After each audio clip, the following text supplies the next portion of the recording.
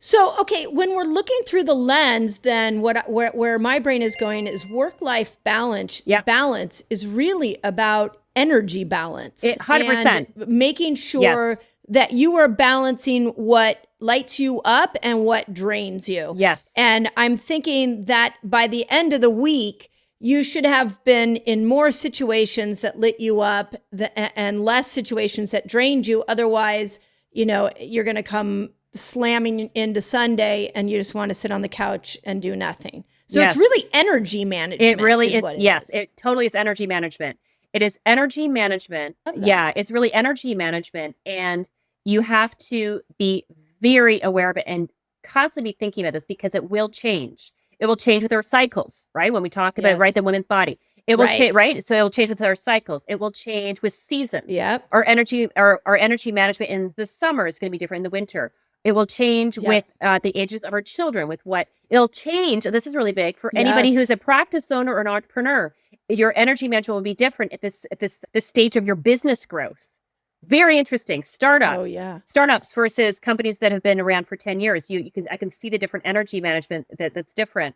And so it's not it's like all of these it's like these details that really kind of make the difference. But if we can all be really intentional about it and say, okay, in this season right now, I'm just going to start really small. In this season right now, in this month, in this week, and maybe you could even boil it down to in one day. How do I need to design my time so that I am energized at the end of the day?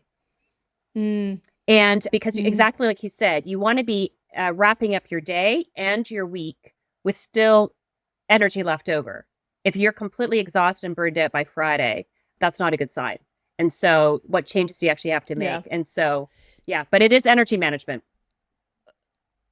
Yeah, I really that's like a real aha for me as we're in this conversation because I have so many things in my life right now that excite me. Right. And so it's learning how to balance them all so that my energy stays high all in the Yes. place I want all week. But Yes. I want to talk about entrepreneurial life, or if you have a job where you love, like, the one of the challenges, and this is why I like looking at work-life balance as energy management, Mm-hmm. is because I love my job. I love what Yes. I do. I know Yep. you love your job Yep. too. And so there's like this addictive quality to it because it's very exciting.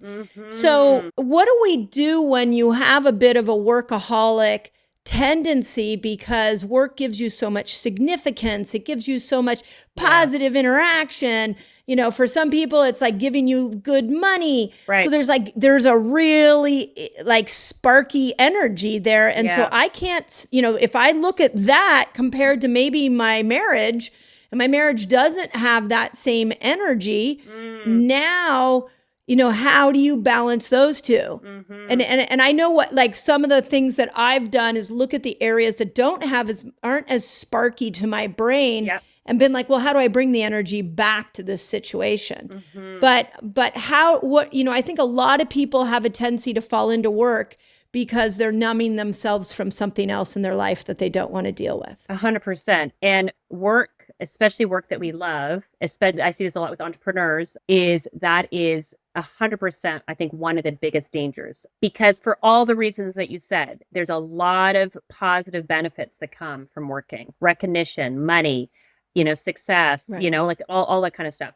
So, right. So there's a natural draw. I remember one of the entrepreneurs I was working with, he remember him saying to me, he goes, Karyn, he goes, life is so much easier at the business. It's so much, I know what I'm doing. I know what I'm doing. I get Yeah. everybody loves me, Yeah. like lots of accolades. I get paid well. And then I go home and I'm like, wow. Yeah. Right. He's like, I don't know what I'm doing on the Yeah. home side. And I feel like I'm doing everything wrong. So I just want to go back to the office because I know how to do that part of my life well. And so I think it's a really good question. So the way to kind of figure it out, okay, on the business side, on the entrepreneur, for anybody who's an entrepreneur listening or a practice owner, the first step is to really start doing a bit of an audit for yourself about what are the parts of your job that you would love to do, and what are the parts of the job that you don't like to do. And obviously, if somebody's a startup or a solopreneur versus somebody who's got a huge team, whether or not they can delegate is going to be there's going to be a question mark. But that ideally on the business side is like, and is to really start thinking about what are the jobs that I really need to start kind of delegating to, because the ideal is for that entrepreneur to be only doing what they love to be doing. That is the ideal.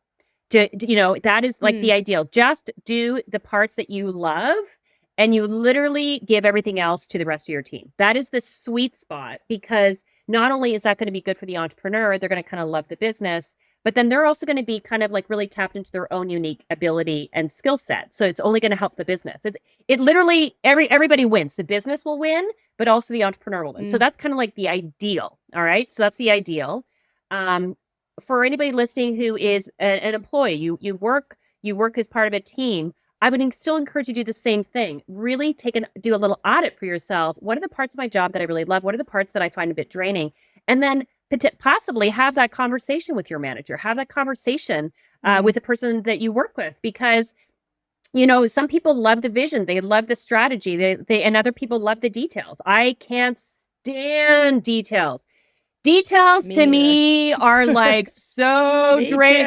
Errands, I'm like, oh my goodness, please somebody take. I'm like, let me stay high level vision. Let me focus on like big relationships. And so when I kind of stay in that laneway, I can work lots of hours. So that's kind of like the first step, is to kind of really take an audit of that.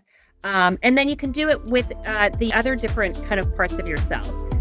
But you want to really, you want to make sure that you're designing your life based on your value system. So your question was around workaholism, which is, I think, again, really important. So that you want to kind of like figure out how to kind of manage the different tasks in terms of the business.